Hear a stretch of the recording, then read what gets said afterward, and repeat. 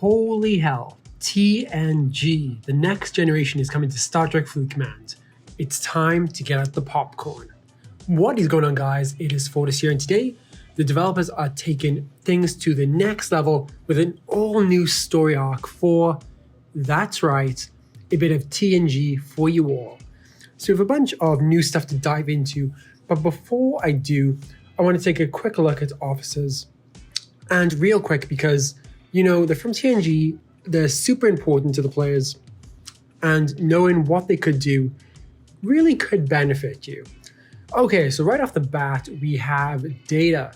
So his ability is Positronic Precision, which increases the critical chance versus hostiles and armadas. Then we have Effort, which yields its own reward against non-player penetration by X percentage. So as a character and an officer, I really love Data. If you're a fan of armadas, you might want to use him. Plus his rewards ability to, is pretty good ability right there. We'll have to wait and see how good it is in the field though. So next we have Geordi LaForge, probably a favorite character for a lot of people.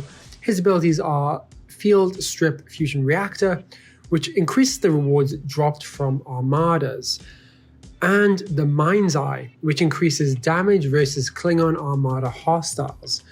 Now, as Geordi is an engineer, I would have loved if he actually did, engineering things, like boosting your hull, your shield, or some sort of technical upgrade. It really bugs me that we have this awesome character, but his abilities are really focused on armadas.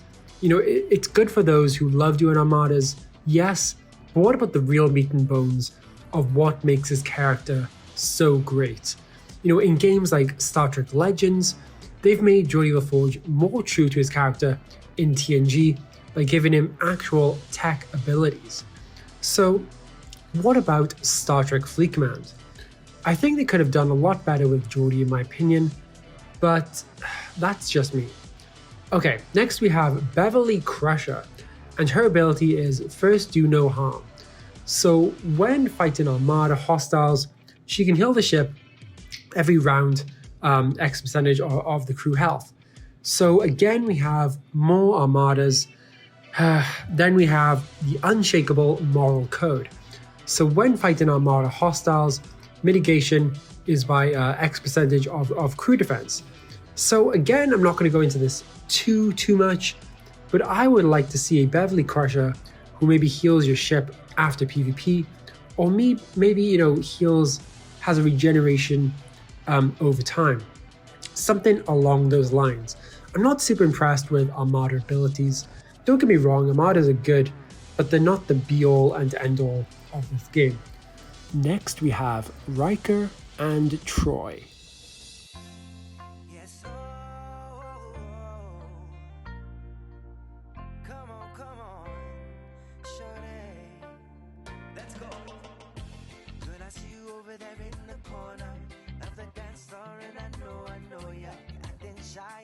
Looking at the corner of your eye, so I pick my heart up off the floor, move my feet closer to yours, catch my breath and I say, I'm the one you're looking for. So come on, dance a little dance, take my hand, darling, take a chance. You be my queen, I'll be your king, show you everything that you've been missing, shorty. So come on, dance a little dance, got me in a trance in just one glance, so don't wait no more. I'm the one you're looking for, shorty. Oh, girl, I see you over there hesitating, deliberating, you keep me waiting on a sign, looking at the corner of your eye. So I pick my feet up off the floor, move my hips closer to yours, catch my breath and I say, I'm the one you're looking for. All right, moving on to now what we have more of what is to offer in this TNG arc, and we have 5 new cadets who will actually replace the Kelvin cadets which you have currently.